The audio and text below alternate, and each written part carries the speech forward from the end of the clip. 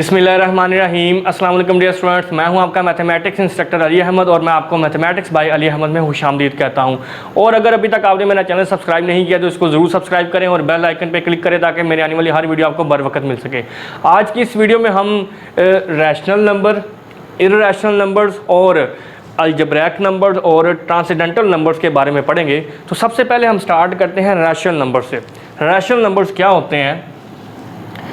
इनको हम Q से डिनोट करते हैं और the number of the form P over Q where P and Q belongs to Z which is set of integers and Q is not equal to 0। इस तरह के जो नंबर हैं जिनको हम P ओवर Q की फॉर्म में लिखते हैं और P और Q आपका बिलोंग करता है सेट ऑफ इंटीजर से। सेट ऑफ इंटीजर्स आपको पता है जिसको हम Z से डिनोट करते हैं। इसमें होता है जी 0 plus minus 1 plus minus 2 up to so on. ये आपका सेट ऑफ इंटीजर है। और ये जो P और Q है इनका GCD 1 होता है, ग्रेटेस्ट कॉमन डिवाइजर। ठीक है जी। तो इस तरह के नंबर्स को हम रैशनल नंबर्स का नाम देते हैं। फॉर एग्जांपल 1 ओवर 2 है या इसके अलावा 2 ओवर 3 है। तो इस तरह के जितने भी नंबर्स हैं उनको हम रैशनल नंबर्स का नाम देते हैं। अब रैशनल नंबर्स की आगे दो टाइप्स हैं। पहली टाइप क्या है? Terminating decimal fraction. अब ये क्या है? फॉर एग्जांपल यहाँ पे मैं कुछ नंबर्स लिखता हूँ 1 ओवर 2, 4 ओवर 5 एंड 3 ओवर 8। ये मैंने कुछ नंबर्स लिखे हैं। 1 को जब आप 2 पे डिवाइड करेंगे तो आपके पास आंसर आएगा 0.5। 4 को 5 पे करेंगे तो आपके पास आंसर आएगा 0.8 एंड सिमिलरली जब आप 3 को 8 पे डिवाइड करेंगे तो आपके पास आंसर आएगा 0.375। अच्छा, यहाँ पे आप गौर करें कि ये जो तीनों मेरे पास नंबर्स हैं इनके जो डेसिमल पार्ट हैं, डेसिमल पार्ट कहते हैं डेसिमल के बाद वाला जो हिस्सा है, इशारिये के बाद वाला जो हिस्सा होता है उसको डेसिमल पार्ट कहते हैं। इन तीनों नंबर्स में जो डेसिमल पार्ट है उसके अंदर जो नंबर ऑफ डिजिट्स हैं वो फिनिट हैं, मतलब उनको हम गिन सकते हैं। इस नंबर के डेसिमल पार्ट में जो नंबर ऑफ डिजिट है वो 1 है, इसमें भी 1 है, इसमें 3 है। तो ऐसे तमाम रैशनल नंबर्स जिनके अंदर डेसिमल पार्ट में जो नंबर ऑफ डिजिट्स हैं, जो डिजिट्स की तादाद है वो फाइनाइट हो, जिनको हम काउंट कर सकें, उनको हम टर्मिनेटिंग डेसिमल फ्रैक्शन का नाम देंगे। मतलब इनकी जो डिवीजन है वो टर्मिनेट हो रही है ना, 0.5 पे इसकी डिवीजन जो है वो कंप्लीट हो जाती है, टर्मिनेट हो जाती है। तो इस तरह के तमाम नंबर जो है उनको हम टर्मिनेटिंग डेसिमल फ्रैक्शन का नाम देते हैं। ठीक है जी। नेक्स्ट हमारे पास जो रैशनल नंबर्स की टाइप है वो है recurring and non terminating decimal fraction. अब ये किस तरह के नंबर्स हैं? फॉर एग्जाम्पल मैं यहाँ पे नंबर लिखता हूँ 1 over 3 and for example 11 over 3। अब जब आप 1 को 3 पे डिवाइड करेंगे तो इसका आंसर कुछ इस तरह से आएगा 1.3333 अप टू सो ऑन, ये चलता जाएगा। और इसी तरह से 11 ओवर 3 का जो आंसर ये होगा 0.363636 अप टू सो ऑन। तो इस पे अगर आप गौर करें कि 1 ओवर 3 और 11 ओवर 3 ये जो मैंने दो रैशनल नंबर्स लिए हैं इनमें जो डेसिमल पार्ट है उसमें दो चीज़ें हैं। पहली चीज़ तो ये है कि जो नंबर ऑफ डिजिट्स हैं वो इन्फिनिट है, उनकी तादाद लामहदूद है। इसमें भी और इसमें भी ये 333 रिपीट हो रहा है और ये 363636 ये रिपीट हो रहा है, ये चलता जा रहा है। और दूसरी बात ये है कि इन दोनों में एक ख़ास पैटर्न है, एक ख़ास तरतीब है। इसमें देखिए 3 ही रिपीट हो रहा है बार बार, कोई और नंबर नहीं आ रहा। इसी तरह से 11 ओवर 3 की डिवीजन में 363636 रिपीट हो रहे हैं, एक खास पैटर्न हमें नज़र आ रहा है। तो इस तरह के जितने भी नंबर्स हैं उनको हम रिकरिंग, मतलब एक खास पैटर्न है, एंड नॉन टर्मिनेटिंग, इनकी जो डिवीजन है ये नॉन टर्मिनेटिंग है, टर्मिनेट नहीं हो रही, चलती जा रही है। तो इन नंबर्स को हम recurring and non terminating decimal fraction का नाम देते हैं। ठीक है जी। इसके अलावा ये जो आपका 22 ओवर 7 है, कुछ लोग इसको इर्रेशनल नंबर समझते हैं क्योंकि ये वो कहते हैं जी पाई के इक्वल है, लेकिन ऐसा हरगिज़ नहीं है। This is not equal to pi, this is approximately equal to pi. So 22 over 7 is recurring and non terminating decimal fraction. उसकी रीज़न क्या है? क्योंकि 22 ओवर 7 की जो डिवीजन है ये आपके पास इक्वल होती है 3.14 285714285 अप टू सो ऑन। तो यहाँ पे आप देख सकते हैं कि 142857 और इसके बाद फिर यही रिपीट हो रहे हैं 142857। तो इसलिए फिर ये जो आपका 22/7 है ये भी आपका रैशनल नंबर है। ठीक है जी। तो नेक्स्ट हम देखते हैं इर्रेशनल नंबर्स के बारे में। अब इर्रेशनल नंबर्स कौन से हैं? फॉर एग्जाम्पल यहाँ पे मैं लिखता हूँ √2, ये आपका इर्रेशनल नंबर है। उसकी रीज़न क्या है? क्योंकि हम इसको P/Q की फॉर्म में नहीं लिख सकते। लेट्स सपोज अगर इसके नीचे 1 है, डिनोमिनेटर में जब कोई भी नंबर ना हो तो 1 होता है ना, तो P/Q की फॉर्म हम नहीं लिख सकते। उसकी रीज़न ये है क्योंकि रैशनल नंबर की डेफिनेशन में हमने पढ़ा है कि जो आपका P और Q है ये Z से बिलोंग करना चाहिए, सेट ऑफ इंटीजर से। तो √2 जो है ये तो Z के अंदर नहीं ना पड़ा हुआ, तो फिर √2 जो है ये आपका इर्रेशनल नंबर है। इसी तरह से √3, √7, इस तरह के जो तमाम नंबर हैं ये आपके इर्रेशनल नंबर्स हैं। ठीक है जी। और इर्रेशनल नंबर्स के अंदर ही हमारे पास एक टाइप है non recurring non terminating decimal fraction. जितने भी इर्रेशनल नंबर्स हैं वो non recurring non terminating decimal fractions होती हैं। फॉर एग्जांपल मैं इसी √2 को लेता हूँ। √2 को जब आप कैलकुलेटर से सॉल्व करेंगे तो इसकी वैल्यू आएगी 1.414213562 अप टू सो ऑन, ये चलता जा रहा है। तो इसमें अब आप गौर करें कि जो इसका डेसिमल पार्ट है उसमें पहली बात तो ये है कि नंबर ऑफ डिजिट जो है वो इन्फिनिट है।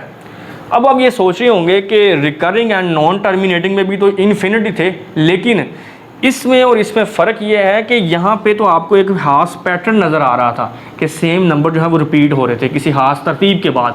यहाँ पे ऐसा कोई चक्कर नहीं है। नंबर जो हैं डेसिमल पार्ट में जो डिजिट्स हैं वो भी इन्फिनिट हैं और उनमें तरतीब भी कोई नहीं है। ठीक है जी। इसी तरह से जो आपका पाई है ये इक्वल है 3.141592654 अप टू सो ऑन। ये भी आपका non recurring and non terminating decimal fraction है। डेसिमल पार्ट में नंबर ऑफ डिजिट्स इन्फिनिट है और उनमें तरतीब भी कोई नहीं है। And also we have E which is equal to 2.71821829 up to so on. तो ये भी आपका इर्रेशनल नंबर्स के अंदर आएगा। ठीक है जी। अब यहाँ पे मेरा सवाल ये है कि क्या 0 रैशनल नंबर है या इर्रेशनल नंबर है? देखें ना, ये जो 0 है इसके बारे में आप क्या कह सकते हैं कि ये रैशनल नंबर है या इर्रेशनल नंबर है? चेक करते हैं। देखिए इसके डिनोमिनेटर में क्या है 1। अब आप देखें क्या हम P/Q की फॉर्म में 0 को लिख सकते हैं? ये मैंने लिख दिया P/Q की फॉर्म में। और ये आपका जो P है ये भी बिलोंग कर रहा है सेट ऑफ इंटीजर से, और ये जो Q है ये भी बिलोंग कर रहा है सेट ऑफ इंटीजर से। तो it means 0 is also rational number. ठीक है जी। और इसके अलावा जो इर्रेशनल नंबर्स हैं स्क्वायर रूट के अंदर आपका अगर P हो और जो P जो है वो आपका एनी प्राइम अगर हो, तो इस तरह के तमाम नंबर भी जो हैं वो आपके इर्रेशनल नंबर्स के अंदर आएंगे। ठीक है जी। उम्मीद करता हूं कि रैशनल और इर्रेशनल नंबर्स को आपने अच्छी तरह से अंडरस्टैंड कर लिया होगा। नेक्स्ट अब हम मूव करते हैं अलजेब्रिक नंबर्स की तरफ। अब अलजेब्रिक नंबर्स क्या होते हैं? A number is said to be algebraic numbers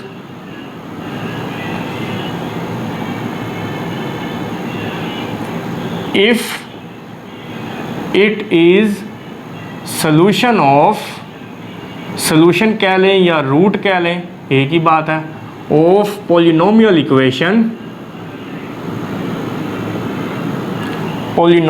equation and this equation has rational coefficients।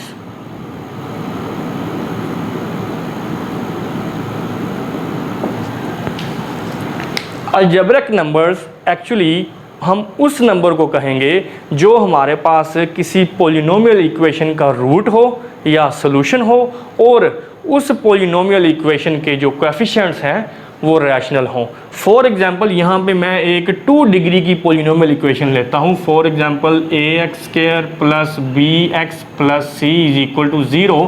तो यहाँ पे जो इसके कोएफिशिएंट्स हैं a, b और c, ये आपके बिलोंग करने चाहिए कहाँ से?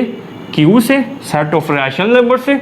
ठीक है जी। और अगर मैं यहाँ पे कहता हूँ जी if alpha is root of above equation, then we can say that alpha is an algebraic number।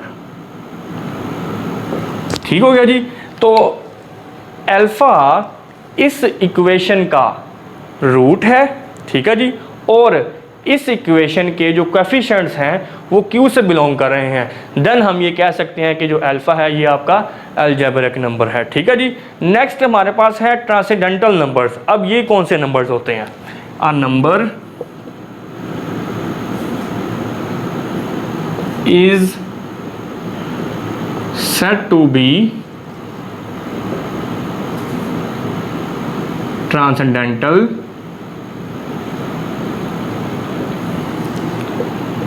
number if it is not the solution of polynomial equation whose coefficients are not rational.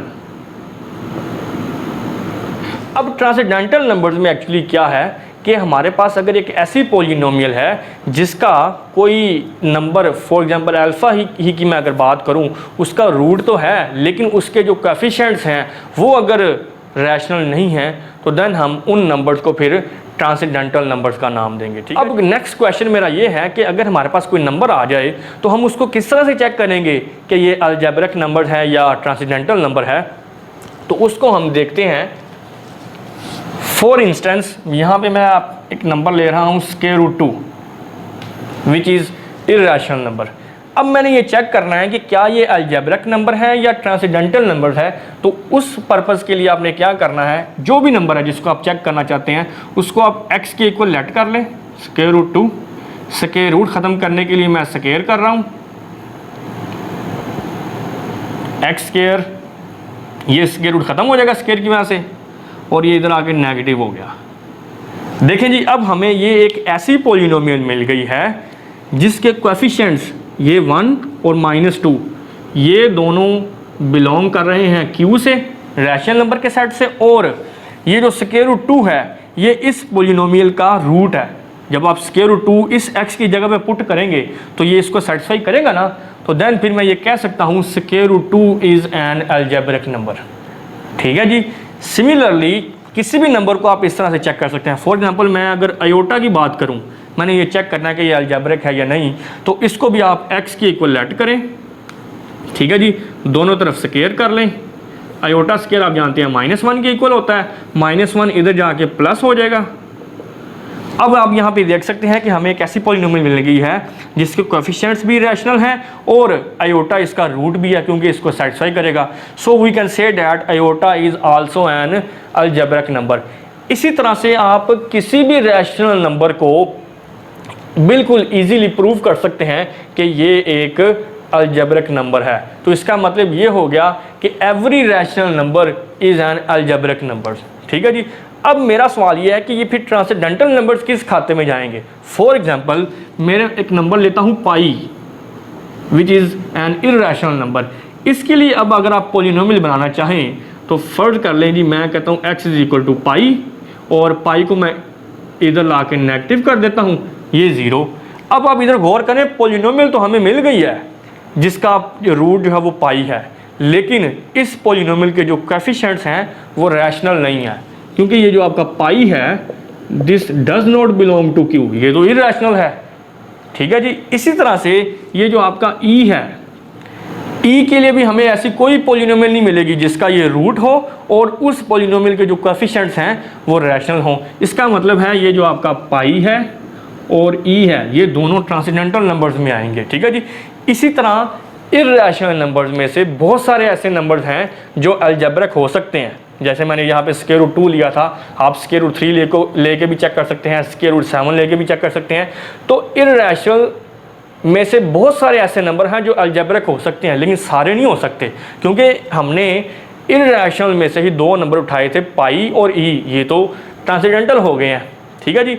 तो इसलिए फिर आप ये नहीं कह सकते कि हर irrational number जो है वो ट्रांसेंडेंटल होगा। जैसे हमने कहा था ना कि जैसे हर रैशनल नंबर जो है वो अलजेब्रिक होगा, तो इर्रेशनल की केस में हम ये बात नहीं कर सकते। और इसके अलावा यहाँ पे 2 बातें हैं कि जो आपका सेट ऑफ रैशनल नंबर है और सेट ऑफ इर्रेशनल नंबर है, इन दोनों का जो यूनियन है ये आर के इक्वल होता है। और सिमिलरली अगर मैं अलजेब्रिक नंबर्स को इस सिंबल से डिनोट करूं और ट्रांसेंडेंटल नंबर्स को इस सिंबल से डिनोट करूं, तो इन दोनों का जो यूनियन है ये भी आर के अंदर आएगा, ठीक है जी। तो ये 2 रिजल्ट हम इससे डिड्यूस कर सकते हैं। यानी मैं उम्मीद करता हूँ कि आपको आज की वीडियो जो है वो पसंद आई होगी, जिसमें हमने rational numbers, irrational numbers, algebraic numbers और ट्रांसेंडेंटल नंबर्स के बारे में सीखा। अगर आपको मेरी ये वीडियो पसंद आई है तो इसको आप अपने दोस्तों के साथ शेयर करें और मेरा चैनल सब्सक्राइब करें। शुक्रिया।